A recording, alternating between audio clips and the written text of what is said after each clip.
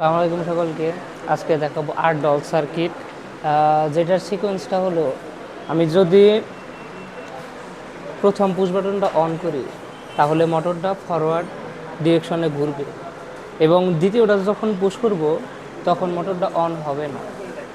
আমার মোটরটাকে তখন অন করার জন্য প্রথম অফ করতে হবে, এনসি পুশ বাটন দিয়ে অফ করতে হবে। অফ করার পর তারপর আমি রিভার্স দিকে ঘোরাতে পারবো মোটরটাকে। তো চল দেখি এটা কিভাবে দেওয়া হচ্ছে। প্রথমে আমি মেন থ্রি ফেজ যে লাইনটা সেটা অফ রাখছি ফর সেফটি। দ্বিতীয়ত আমি প্রথমে কন্ট্রোল সিস্টেমটা একবার চেক দেবো বা আপনাদেরকে দেখাবো। কন্ট্রোল সিস্টেমের জন্য এমসিসিবি থেকে একটা পাওয়ার নিচ্ছি, এমসিবি থেকে একটা পাওয়ার নিচ্ছি, এটা অন করলাম। এবং একটা এনসি বাটন আছে, আর আমাদের কাছে দুটো অন সুইচ আছে।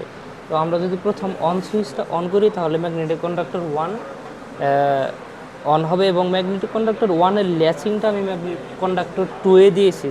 যখন আমি ম্যাগনেটিক কন্ডাক্টর 1 বন্ধ করতে চাইবো তখন আমার এই লোড 2 এনার্জাইজড হবে। যেমন দেখাই,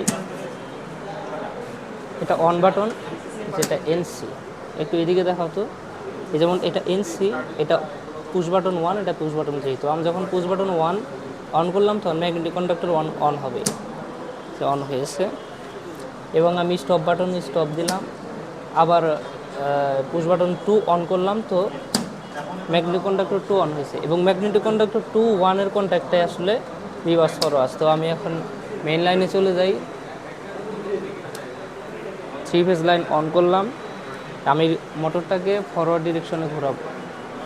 তো পুশ বাটন 1 অন করলাম, আপনারা দেখুন এইদিকে চলে আসুন, মোটরটা হচ্ছে আপনার ফরওয়ার্ড ডিরেকশনে ঘুরছে।